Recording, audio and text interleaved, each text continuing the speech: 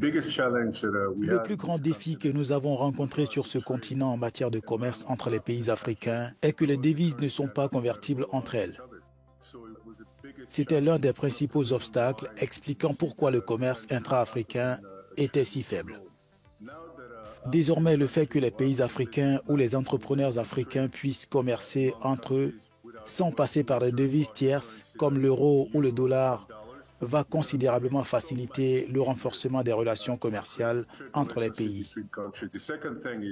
Deuxièmement, grâce à cette plateforme, les entrepreneurs ghanéens pourront emprunter au Nigeria, au Cameroun, en Côte d'Ivoire, etc.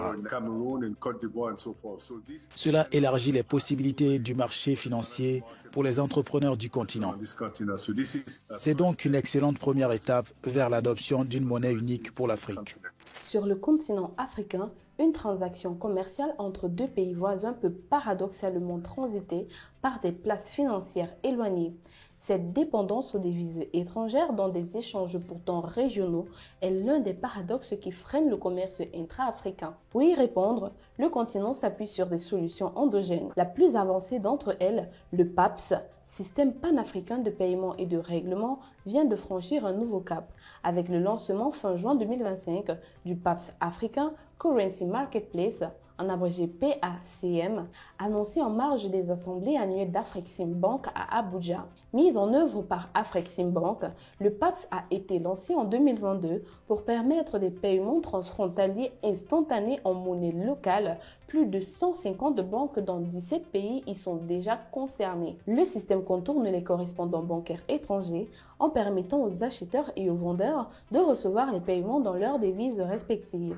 Selon les données d'Afreximbank, les surcoûts générés par le recours aux devises étrangères pour des transactions entre pays africains atteindraient environ 5 milliards de dollars par an en frais bancaires, délais et pertes de change. Une charge qui nuit directement à la compétitivité des entreprises locales. La Conférence des Nations Unies sur le commerce et le développement estime, elle, que le commerce en Afrique coûte 50% plus cher que la moyenne mondiale, en partie à cause des obstacles monétaires. Malgré les efforts d'intégration, 80% du commerce africain se fait encore avec des pays extérieurs, plutôt qu'entre États du continent selon le groupe MCB. Et la majorité des banques africaines restent dépendantes des réseaux bancaires étrangers pour effectuer des virements transfrontaliers. Une place de marché sécurisée pour les devises africaines. Jusqu'ici, le PAPS ne permettrait pas la convertibilité directe entre toutes les devises locales. Cette limite vient d'être levée avec le lancement de l'African Currency Marketplace.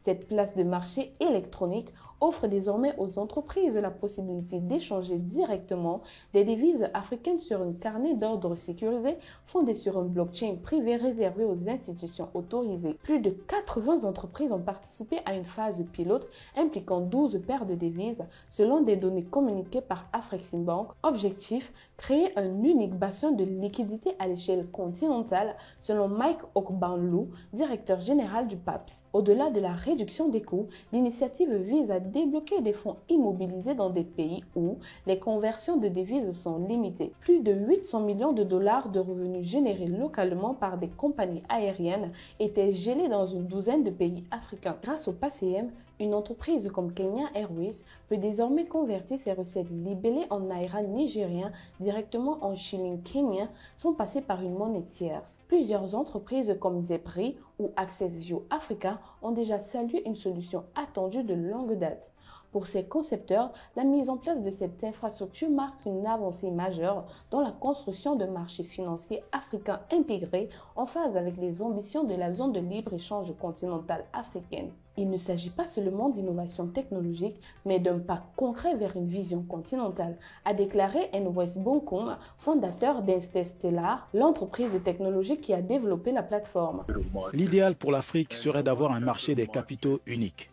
Un tel marché offrirait une vaste plateforme aux entreprises et aux pays africains. Imaginez 54 pays réunis en un seul marché financier. Cela signifierait que chaque pays pourrait emprunter auprès des 53 autres. Pour les entreprises, cela ouvrira un marché sans limite. Bien entendu, les agences de notation joueront un rôle crucial dans cette nouvelle configuration.